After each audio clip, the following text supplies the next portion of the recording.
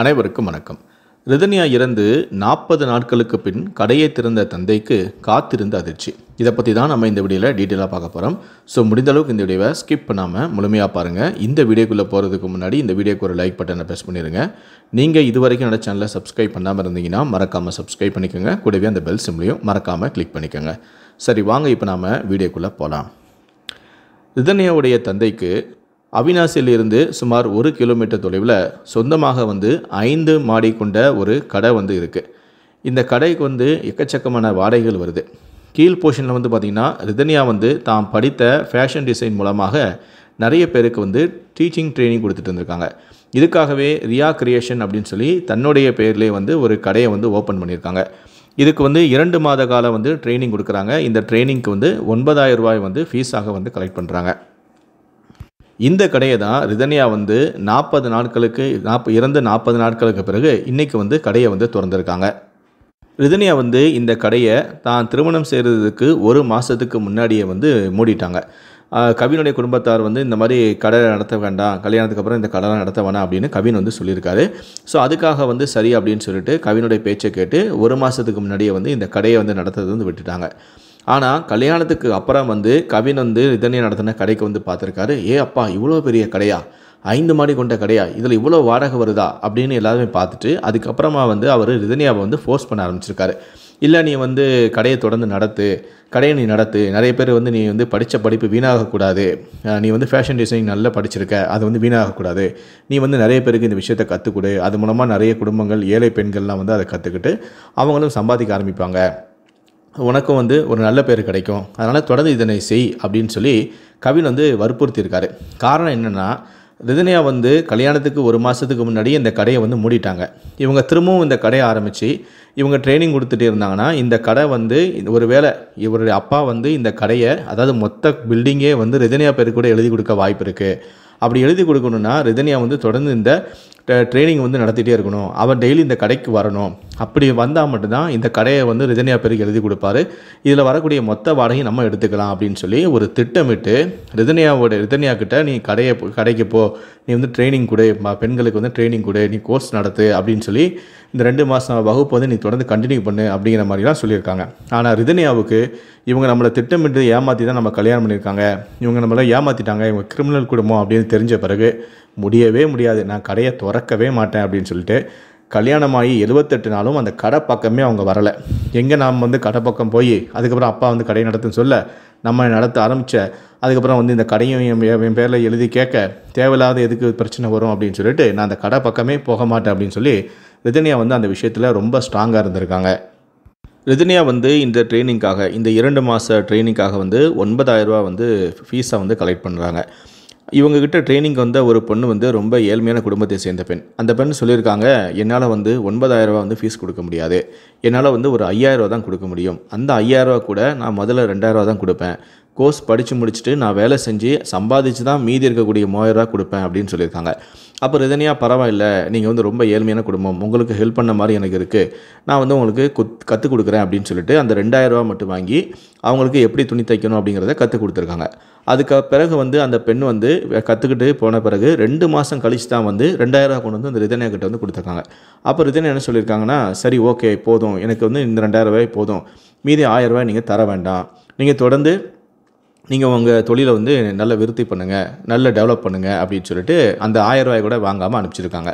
அதே போல் ஒரு அம்மா ரிதன்யா கிட்ட தன்னுடைய குடும்ப சூழ்நிலை சரியில்லை அப்படின்னு சொல்லிட்டு ரிதன்யா கிட்ட ஏதாவது தொழில் கற்றுக்கிட்டு அது மூலமாக நம்ம ஏதாவது தச்சுக்கிச்சு ஏதாவது சம்பாதிக்கலாம் அப்படின்னு சொல்லிட்டு வந்திருக்காங்க. அவங்க ட்ரைனிங் அட்டன் பண்ணிகிட்டு இருக்கும்போது ஒரு நாள் திடீர்னு அந்த அம்மாவுக்கு ஒரு ஃபோன் வருது. அந்த அம்மாவுடைய பையன் குடும்ப சூழ்நிலையின் காரணமாக விஷம் குடிச்சிட்டான் அப்படின்னு ஒரு தகவல் வருது. இதனால் பதறி அடிச்சுட்டு அந்த அம்மா அழுதுகிட்டே ஓடிருக்காங்க. உடனே ரிதன்யா தன்னுடைய அப்பாவுக்கு ஃபோன் பண்ணி, இந்த மாதிரி என்கிட்ட ட்ரைனிங் ஒரு அம்மாவுடைய பையன் இந்த மாதிரி விஷயம் குடிச்சிட்டான், உயிருக்கு ஆபத்தான நிலைமையில் இருக்கான், நம்ம ஏதாவது நம்மளால் முடிஞ்ச அளவுக்கு ஹெல்ப் பண்ணணும் அப்படின்னு அதனுடைய தந்தைக்கு ஃபோன் பண்ணியிருக்காங்க. உடனே அவருடைய தந்தை தன்னுடைய காரிலேயே அந்த பையனை ஆஸ்பத்திரிக்கு கூட்டு போய் அட்மிட் பண்ணி சிகிச்சை கொடுத்து கவர்மெண்ட் ஹாஸ்பிட்டல் தான் அழைச்சிட்டு போயிருக்காங்க. அங்கே போய் சிகிச்சை கொடுத்துருக்காங்க. அது போக அதுக்கப்புறமா அவங்களுக்கு தேவையான பண உதவிகள் எல்லாமே அந்த பையனுக்கு ட்ரீட்மெண்ட் முடிஞ்சு வெளியே வந்த பிறகு அவங்க குடும்பத்துக்கு தேவையான பொருட்கள் எல்லாமே வாங்கி கொடுத்து கை செலவுக்கும் ஒரு 10,000 ரூபாய் கொடுத்துருக்காங்க. தாங்கிட்ட ட்ரைனிங் வந்திருக்காங்க. அப்படிப்பட்ட குடும்பத்துக்கு கூட ரிதன்யா வந்து ஹெல்ப் பண்ணியிருக்காங்க.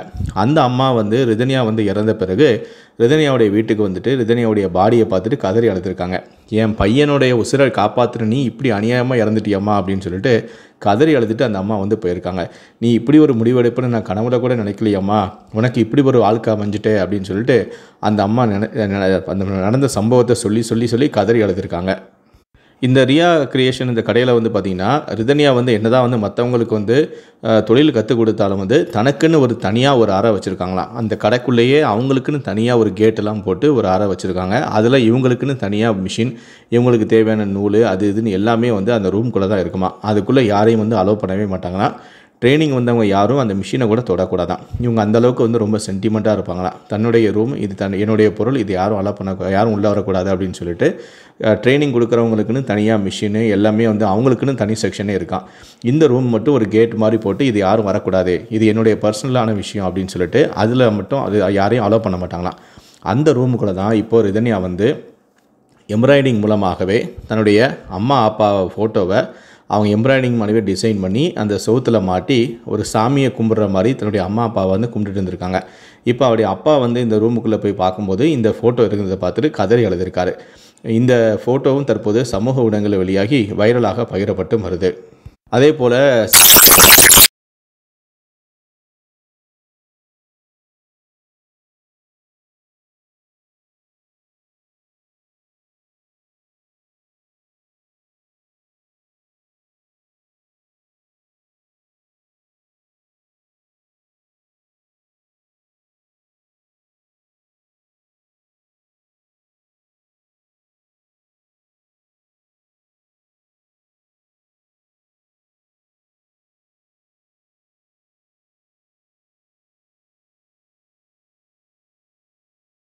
அதே போல் சில யூடியூபர்கள் இருந்தாங்கன்னா ரிதன்யாவுக்கு எதிராக பேசக்கூடிய சில யூடியூபர்கள் வந்து ரிதன்யா வந்து 3 சிம் கார்டு வந்து யூஸ் பண்ணாங்க.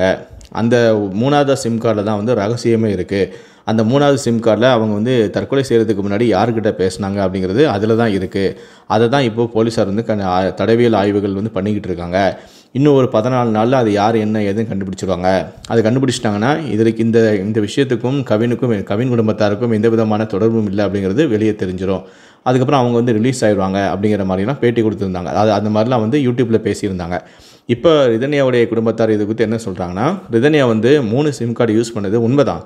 அவள் வந்து மொதல் சிம் கார்டு வந்து ஃபேமிலிக்காக எங்கள்கிட்ட பேசுறது, சொந்த பந்தக்கிட்ட பேசுறதுக்காக ஒரு சிம் கார்டு யூஸ் பண்ணியிருந்தா. 2வதாக வந்து இவள் பண்ண அந்த பிஸ்னஸ்க்காக வந்து ஒரு சிம் கார்டு யூஸ் பண்ணியிருந்தா. இந்த ட்ரைனிங் வரவங்கக்கிட்ட பேசுறது கொள்வது, அவங்கக்கிட்ட வந்து கான்டாக்ட் வச்சுக்கிறதுக்காக தன்னுடைய பர்சனலாக இருக்கக்கூடிய அந்த சிம் நம்பரை கொடுக்காம பிஸ்னஸுக்குன்னு தனியாக ட்ரைனிங்க்குன்னு வந்து வேறு ஒரு சிம் கார்டு யூஸ் பண்ணியிருந்தா. அவளுக்கு நிச்சயமான பிறகு கவினோட வந்து கல்யாணம் பண்ண போகிறோம் அப்படின்னு தெரிஞ்ச பிறகு கவினோட பேசுறதுக்கு மட்டுமே வந்து தனியாக ஒரு சிம் கார்டு வந்து வச்சுருந்தா. இவன் 3 சிம் கார்டு வந்து இதுக்கு தான் வச்சுருந்தா. இதில் வந்து கவின்கிட்ட பேசுறதுக்கு யூஸ் பண்ண நம்பர் என்னென்னு கவின் குடும்பத்தாருக்கு தெரியும். எங்கள் வீட்டுக்கு பேசக்கூடிய பர்சனல் நம்பர் என்ன அப்படிங்கிறதும் அவங்களுக்கு தெரியும். 3வதாக வந்து இந்த கடை வச்சுருக்கிறதாக இந்த ட்ரைனிங்காக வரக்கூடிய பெண்கள்கிட்ட பேசுறதுக்காக தனியாக வச்சுருக்க ஒரு சிம் கார்டு. இதுதான் இந்த 3வது சிம் கார்டை தவிர இதை வச்சு ஏதோ பெரிய மர்மம் இருக்குது, ரகசியம் இருக்குது அப்படின்னு சொல்லிட்டு ரிதன்யாவுடைய பேரை வந்து கலங்கப்படுத்துகிற மாதிரி சில வேலைகளில் வந்து செஞ்சிட்ருக்காங்க. கவினுடைய குடும்பத்தார் வந்து மறைமுகமாக இந்த மாதிரி விஷயங்கள்லாம் செஞ்சிட்ருக்காங்க அப்படின்னு சொல்லிட்டு ரிதன்யாவுடைய குடும்பத்தார் வந்து இவர் அதிர்ச்சி